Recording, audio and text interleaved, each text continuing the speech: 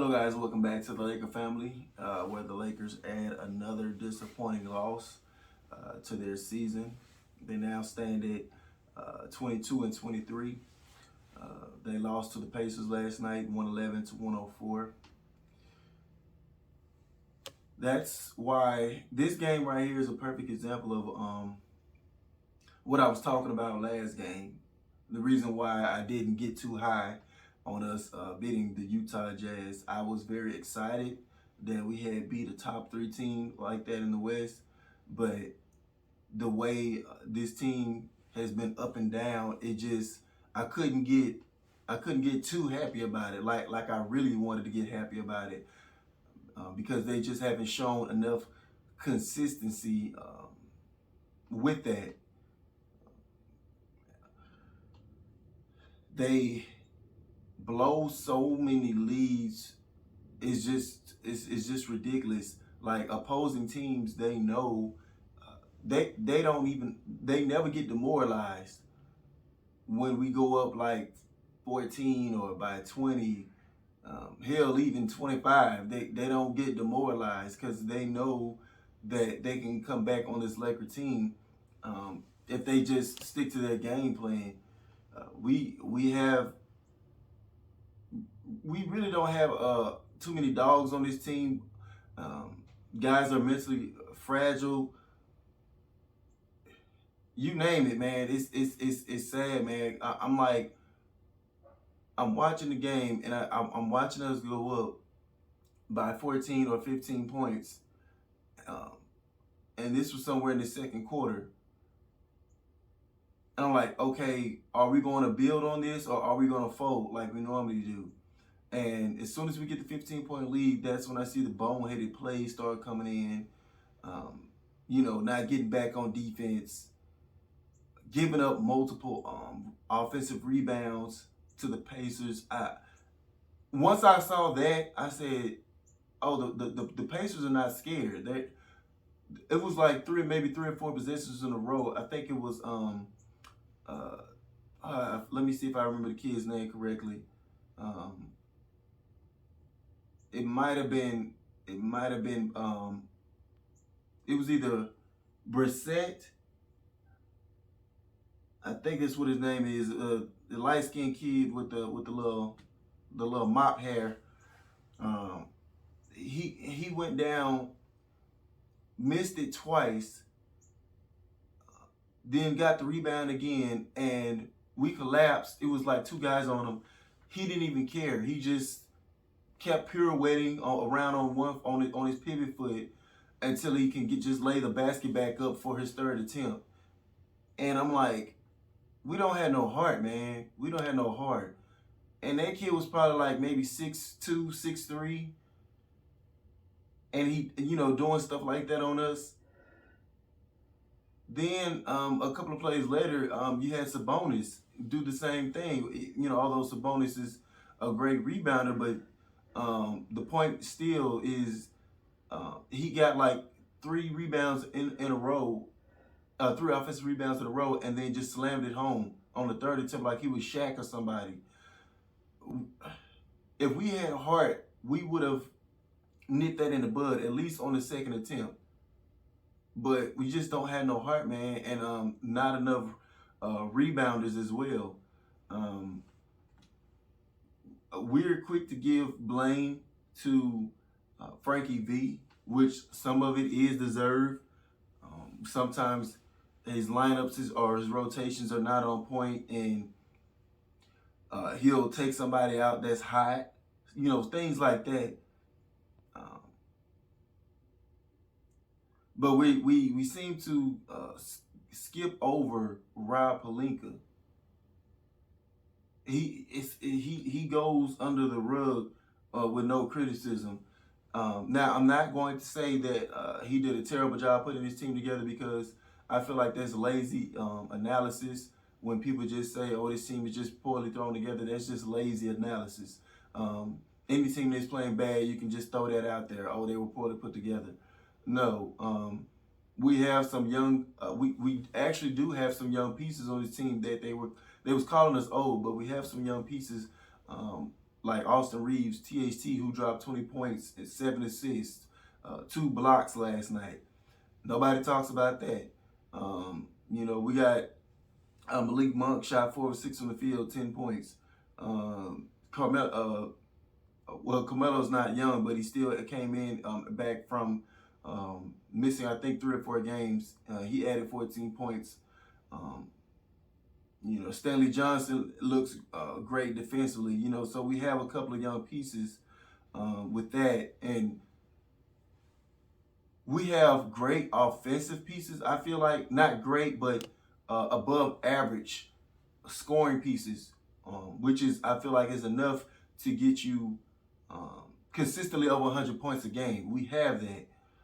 Where I feel like we lack at is the defensive end. We're missing like 1 or 2 more defensive dogs, and then we're missing a rebounder. Other than Dwight Howard, because DeAndre Jordan, we already knew he didn't make the cut. But that's what Rob Pelinka failed at. He did not get us enough youthful bulldog defenders, and we don't have another decent big man. Hell, like another JaVale McGee or somebody like that to help LeBron on the glass, because for LeBron to keep leading our team in rebounding, he led tonight with 12 rebounds. That's unacceptable. And the next closest guy is Dwight Howard with 7 rebounds. He did only play 13 minutes, but still, the fact that we don't have another big in there that we can rely on is costing us, because teams know that they can just pick and roll us to death. They can get into the lane, kill us in the paint, and get whatever they want. That's why teams don't get nervous when we go up big. I'm going to show y'all the difference in the paint points. They ended up having 62 paint points to our 46.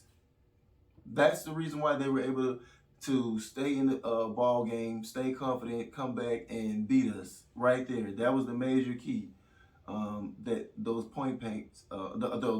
paint points. We shot abysmal from 3-point range tonight, 11 of 34.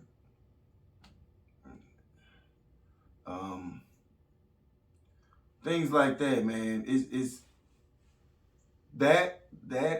not your team being poorly constructed. It's your team not being adding additional pieces that would help lift this team off. And I'm not talking about like extra all-star pieces. No, we don't even have the money for all that. I'm talking about extra key pieces that is important for your team. We're lacking. So people that say your team is poorly constructed, would you just give THT away for free? Would you give Malik Monk away for free? Would you give Austin Reeves away for free? Would you give Carmelo Anthony away for free? How he's been playing, particularly on the offensive end? No, we have guys here that's capable of winning us ball games. We just are not complete. We're not complete. And the major reason why our roster looks like it's poorly constructed is Russell Westbrook. The addition of Russell Westbrook. Negative 18 tonight. Just, I'm losing my breath behind Russell Westbrook, man. I'm losing my breath behind him. And I'm just hoping that the heavenly gates open up and he sees the light. That's all I can hope for at this point, because you can't get rid of him. What can you do? The Lakers they don't want to cut him and eat all that money that they just paid him. They're gonna look too foolish.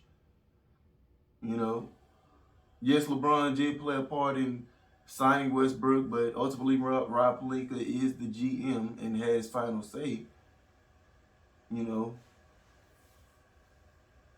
So if you want to blame Rob Pelinka about something, it's that, you know. Russell Westbrook missing one or two more, you know, wing defenders that are straight dogs, and we're missing another suitable big that can help LeBron James on the glass, you know, to prevent us from having to play all this small ball so much. It's like I say, the small ball, it looks good in spots. And maybe if you had a more effective point guard, you know, a point guard that's not shooting you in the foot, maybe that small ball might work to a better degree, but it's not going to work consistently when you have a point guard shooting 5 of 17 from the floor. It's not going to cut it. I don't know where we go from here. Like I say, the only saving grace that we have is AD is right around the corner, but it's looking like at this point we're going to end up in that tournament spot,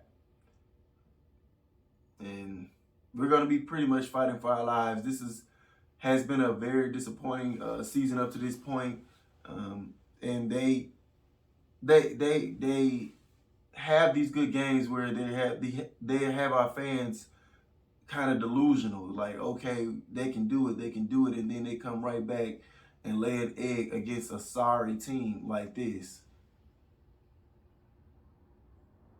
I'm not even high on our chances against the Magic's next game. I'm not even high on that, you know. So, I mean, we're talking about LeBron James being not being able to consistently play at a high level throughout 48 minutes. We shouldn't expect that. I just heard analysts saying some crap like that. You know, he had a good first half. I think he had like 18 points and only missed like 2 shots. But the difference is he's not 25. You know, when he was 25, if he would have had 18 points in the first half, he would have probably ended up with a 45 or 50 piece. You know, but that's why he needs guys to step up and help him on the offensive end. But more so on the defensive end, he's not able to sit down in the chair no more consistently throughout a whole game, especially when he has to do the majority of the scoring. That's way too much to ask. I'm not blaming him for that. You know, his defense is gonna come and go, especially when he's driving to the basket. He has one of those games where he's driving to the basket a ton. He's going to get tired and drained out. It's up to guys like Westbrook and other guys to stop doing bonehead plays and play collective team defense to try to cover that up. But if you want to blame Frankie B for something, that's what you blame him for. Not getting his guys up to fight defensively, you know, poor rotations at time, stuff like that. But I just feel like we're missing some of the pie blame, you know, with not giving it to Rob Pelinka there.